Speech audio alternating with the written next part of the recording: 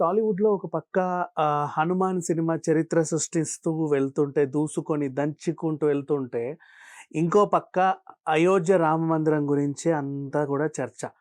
So, Rama మందిరం నిర్మాణం గురించి అది కళ్ళారా అసలు రాముడిని అలా చూసుకోవాలని, ఆ వేడుకని వీక్షించాలని చాలామంది ఉవ్విళ్ళూరుతా ఉంటారు. అందరికీ తెలిసిన విషయం ఇది.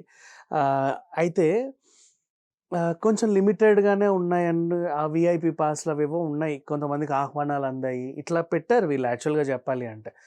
దేశ ప్రజలందరూ అక్కడికి చేరుకుంటారు. అండ్ ఐఆర్‌సీటీసీ గూడా 1000కి పైగా రైళ్ళని పెట్టింది. విమాన సర్వీస్‌లు పెంచారు. అన్నీ అంటే అందుబాటులోకొచ్చాయి ఆల్‌మోస్ట్. చేయగలిగినంత. అంటే ఎంత చేస్తారు అయినప్పటికీ ప్రభుత్వం తరఫున సాయం అంటే చేయగలిగినంత బస్సులో అవో ఇవో బీభత్సంగా పెట్టారు. రకరకాల హోటల్స్ ఓపెన్ అవుతున్నాయి అని చాలామంది బసలు ఏర్పాటు చేయడానికి కూడా ఎక్కడుండాలి, ఏం చేయాలి ఇవన్నీ కూడా వాళ్ళ వాళ్ళ ఆహ్, విధి విధానాల్లో బిజీగానే ఉండే క్రమంలో ఇప్పుడు తెర మీదకొచ్చిన కొత్త ప్రాబ్లమ్ ఏంటంటే cyber crime. Ayodhya Ram Mandir passes. VIP passes, VVIP passes, MIP passes. ఈ పాస్ ఉంటే రాముడి దగ్గర నుంచి చూడొచ్చు. ఈ పాస్ ఉంటే రాముడి చుట్టూ తిరగొచ్చు. ఈ పాస్ ఉంటే రాముడిని ముట్టుకోవచ్చు.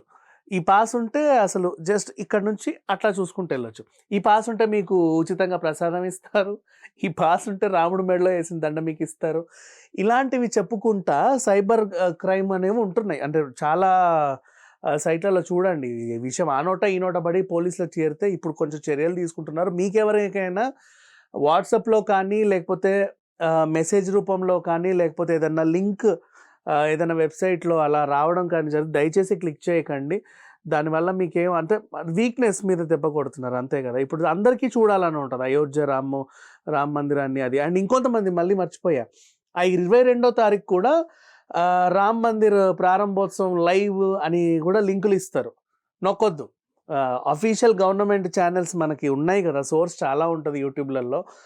అఫీషియల్‌గా వచ్చేవి అట్లా చూసుకోండి. ఒకటికి 2 సార్లు ఆ థంబ్‌నెయిల్ అవన్నీ అంటే క్షుణ్ణంగా పరిశీలించి ఓపెన్ చేయండి. అంటే సందర్భం వచ్చింది కాబట్టి చెప్పాల్సొస్తుంది. ఇప్పుడు టికెట్‌లకి రూపంలోనే ఇంత దందా జరిగినప్పుడు రేపటి రోజు లైవ్ అనగానే మనం నొక్కేస్తాం. అరే! అక్కడ జరిగేదేదో మనకు చూపిచ్చేస్తున్నారు. హారతి తీసేసుకోవచ్చు, కళ్ళకద్దుకోవచ్చు అనుకుంటాం. కానీ never do that. And tickets కూడా దయచేసి ఎవరు ఆన్‌లైన్‌లో కొనొద్దు. ఎవరైనా అమ్మడానికి ప్రయత్నించినా దయచేసి తీసుకోవద్దు. అండ్ పూజారి వేషం వేసుకోనో లేకపోతే ఏదో చేసి ఏమన్నా యెల్లో కలర్, బ్లూ కలర్ ఇట్లా టికెట్లు ఇస్తా ఉంటారు. ఇది రూ. 100 టోకెను, ఇది 500 టోకెను. అసలు దొరకడం చాలా కష్టమైతుంది. మేమే చాలా లిమిటెడ్‌గా తెచ్చాము. అందుకే మీకు కొంచెం ఎక్కువకి ఇస్తున్నాం అన్నట్టుగా కూడా అమ్ముతారు బ్లాక్‌లో.